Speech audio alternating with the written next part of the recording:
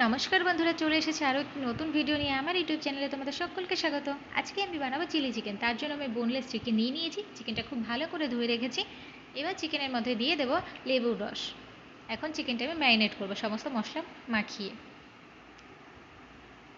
লেবুর রস দেওয়ার পর দিয়ে দিচ্ছি আদা রসুন বাটা। এরপর দিয়ে দেবো গোলমরিচ গুঁড়ো।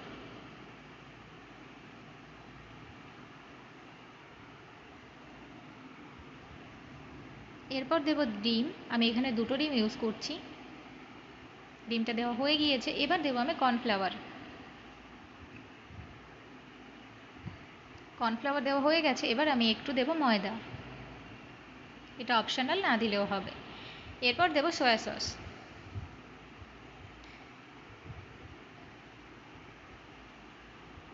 এখন দেবো 1 চামচ নুন।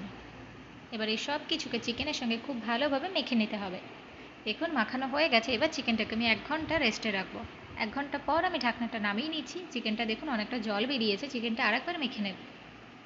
এদিকে কড়াইতে আমি তেল বসিয়ে দিয়েছি। সাদা তেল দিয়ে ভাজতে হবে, পুরো রান্নাটাই সাদা তেলে হবে।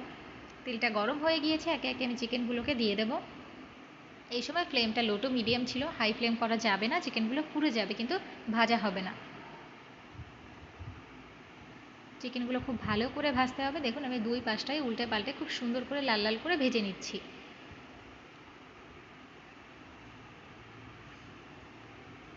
ভাজা হয়ে গেছে, আমি নামিয়ে নিয়েছি। ঠিক একইভাবে সব চিকেনগুলো আমি ভেজে নেব।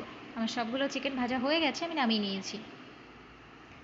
চিলি চিকেন করার জন্য প্রথমেই নিয়ে নিয়েছি ক্যাপসিকাম আর পেঁয়াজ, সুন্দর করে কেটে নিয়েছি।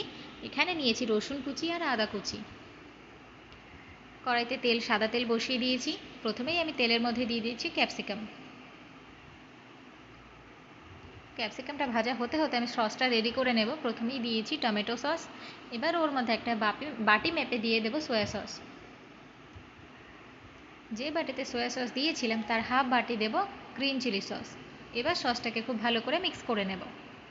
এদিকে ক্যাপসিকামটা ভাজা হয়ে গেছিলো, তার মধ্যেই আমি দিয়ে দিচ্ছি পেঁয়াজ। দেখুন সসটা আমার মিক্স করা হয়ে গেছে। পেঁয়াজটা ভাজা ভাজা হয়ে আসলে ওর মধ্যে দিয়ে দেব রসুন কুচি আর আদা কুচি। রসুন কুচি আর আদা কুচি একটু ভাজা হলে, মানে কাঁচা গন্ধটা কেটে গেলে, ওর মধ্যে আমি মিক্স করে রাখা সসটা দিয়ে দেব। সসটা দেওয়া হয়ে গেছে, একটু নেড়ে চেড়ে নেব।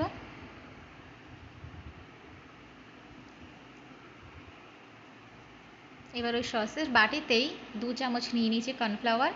এবার জল দিয়ে সেটাকে খুব ভালো করে মিক্স করে আমি কড়াইতে দিয়ে দেব। এখানে আমার আরও একটু গ্রেভির প্রয়োজন ছিল, সেই জন্য আমি জল দিয়ে দেব। সয়া সসে প্রচুর পরিমাণে নুন থাকে, সেজন্য বেশি নুন দেওয়ার প্রয়োজন নেই। ঝোলটা খুব ভালো করে ফুটে উঠেছে। এবার আমি চিকেনগুলো দিয়ে দিয়েছি। ওপর থেকে একটু কাঁচা লঙ্কা ছড়িয়ে দিলাম। চিকেনগুলো দিয়ে আর একটু ভালো করে ফুটে গেলে আমি নামিয়ে দেবো। ওপর থেকে একটু গোলমরিচ গুঁড়ো দিয়ে দিচ্ছি। দেখুন প্রায় 2 মিনিট পর চিকেনটা খুব ভালো করে ফুটে গেছে, আমি নামিয়ে নিয়েছি। তো চিকেনটা কেমন হয়েছে সকলে কমেন্ট করে জানাবেন। Thank you.